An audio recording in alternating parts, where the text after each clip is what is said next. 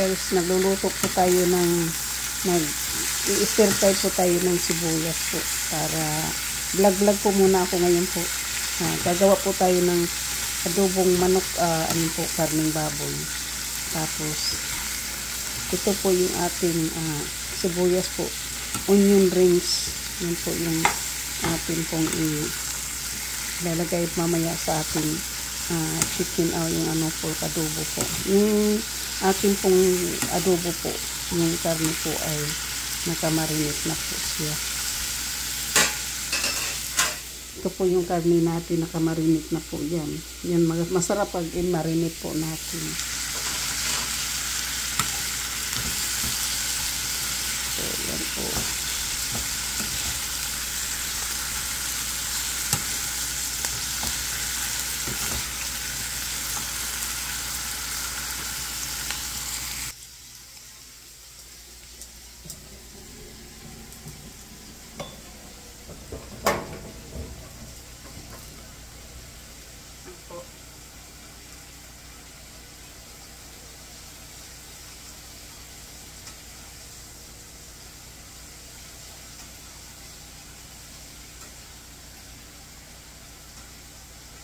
Ngayon po, kasi wala pa po siyang, wala pa po siyang seafood.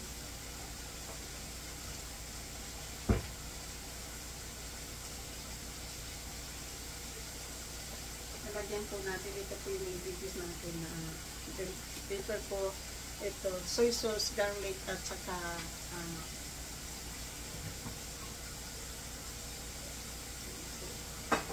olive oil.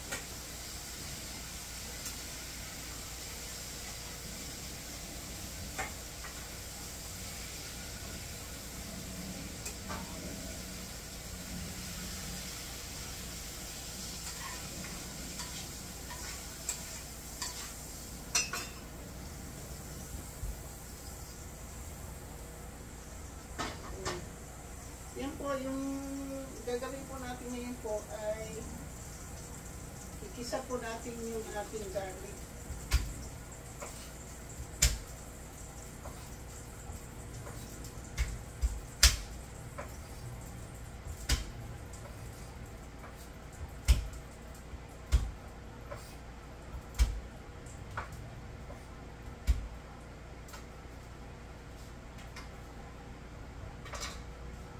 So, ito po yung garlic po natin. Kaunti lang po yung ilalagay po natin dyan.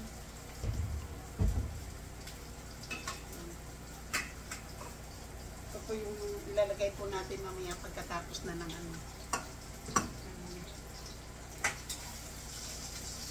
So, ngayon po ilalagay natin yung ating karning baboy dyan.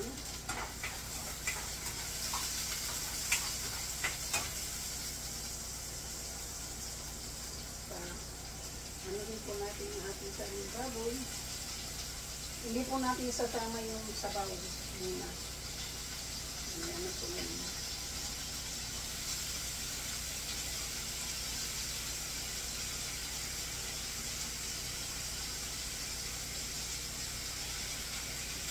Kasi lang po kasi ang mag-asawa ay hindi po yan dito ngayon.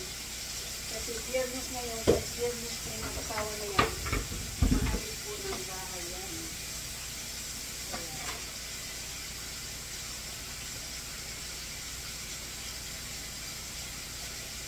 Hindi po yan dito mamaya magkakapunan.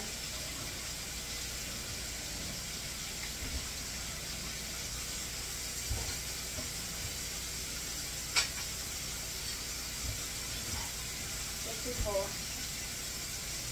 maalis po yan sila mag-asawa pag Biyernes.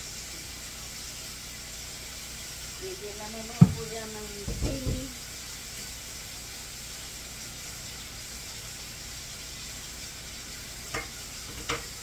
Kaya tayo po ay luto-luto muna.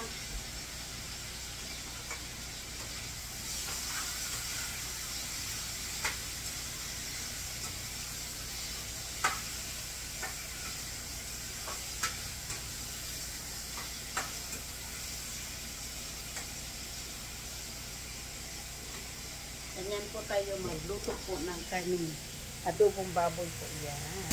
Yan po yung adobo natin baboy. Paano po muna natin. Kailangan po wala siyang tubig. Kailangan po siya ng ganyan. Brown po siya natin nang wala siyang tubig po. Yan. Yan po yung paggagawa po ng adobong baboy po. Yan. Tapos po, pag may tubig na po yun mamaya, tatanggalin po natin yung tubig para po maalis po yung ano.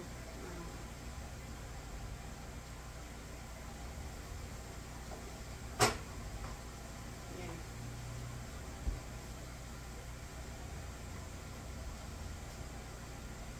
Okay, mayroon tayo pang baon po bukas. Mayroon tayong pangbaon bukas po. So, sandali na po ang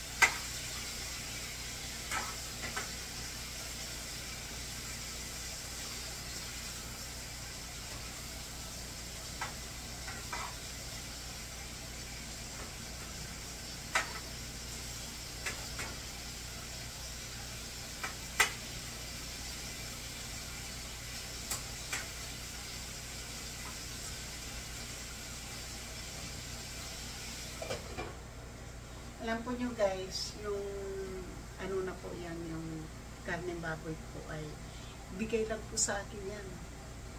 Kaya nakakalibre din po ako ng ano, ng karneng baboy po. Binigay lang po sa akin yan. Kaya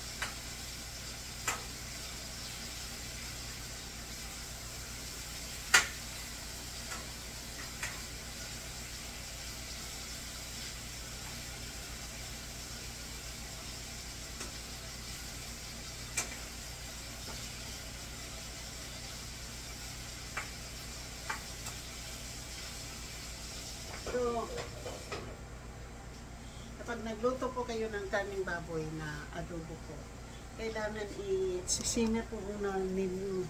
Yung walang kasamang tubig po, ganito po yun. Yan. Diba? Diba po? Yan. Walang tubig. Huwag po nyo itapon yung pinagmamarinitan po nyo ng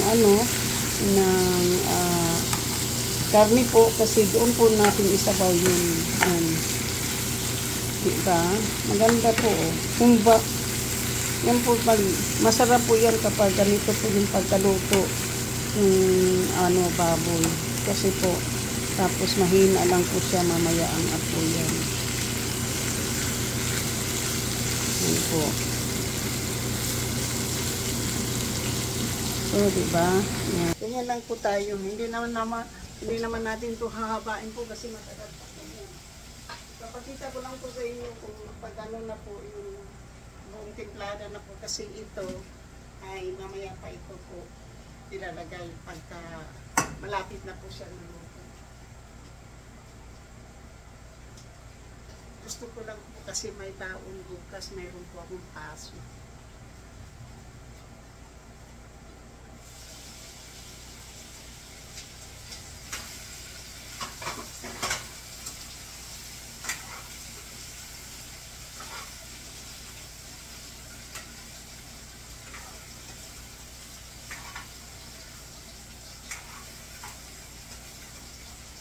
Pwede na po yan sa isang tao, di ba?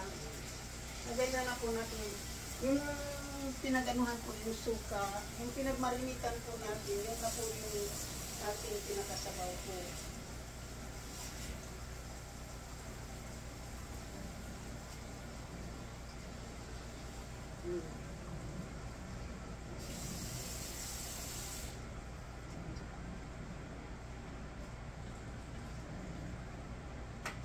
So, yun po yung sabaw natin, yung nakaalagay doon, yung pinagmarinitan po natin na so, ngayon po ilagay natin po dito para maparasan po natin yung ating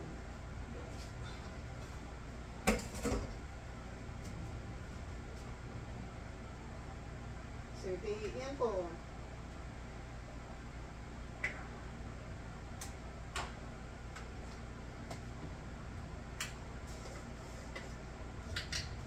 Ganito lang po para hindi maalat.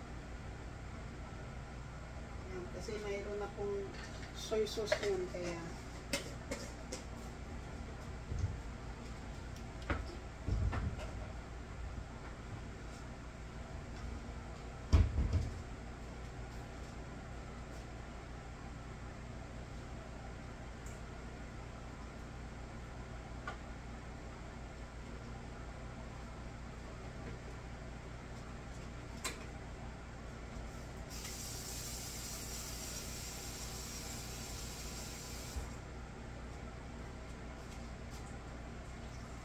mas gusto ko po yung ito, yung malambot na malambot po yung aking adobo.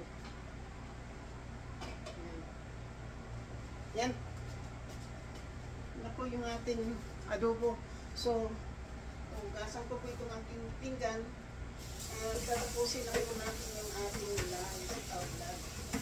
So,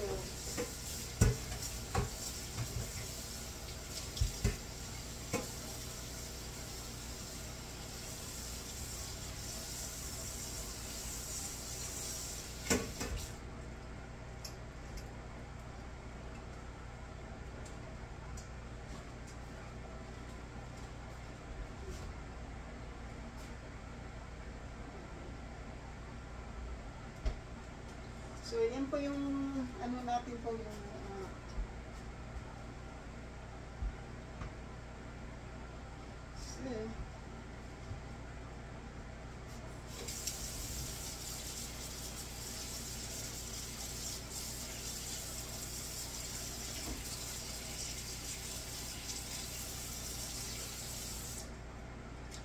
na po tayo dito sa loob po kasi inaandun po natin yung ating apoy para yan, bahala na siya pa kahit na mamaya pa po siya, basta nakasalang na po siya dyan. ay wala na po tayong problema, diba? So, ngayon po ay nandito po tayo sa kwarto ko. At tapos na po tayo nag-vlog o nag-live. Meron po tayong 75 views. So, papasalamat po ako sa inyo na sinamahan po nyo ako. So, yun po yung proseso ay yung ingredients ko po sa akin pong pork adobo po ay ano po, Billy pork po yun. Tapos garlic, bay leaves, onions, tapos po soy sauce, vinegar, chicken bouillon po at black pepper. Yun po yung ating ingredients doon. At kung paano ko po niluto, yun po, ay pinakita ko po yung procedure po sa inyo kanina. Yung igisa muna, yung stir fry po muna yung yung onions. Pagkatapos po ng isuti po yung onions, nanggisin po yun. At ano po yung garlic, at saka yung karning baboy po. Tapos po, wag niyong lagay yung yung minarinate po ninyo na karne. Kung hindi naman po niyo minamarinate na karne po, basta ang kailangan po i-brown muna yung karneng baboy para masarap. Yun po yung doon, secret po. Secret po yun. Igkisa lang po muna. Kasi pag sinama po nyo kaagad yung tubig, hindi po magiging brown yun.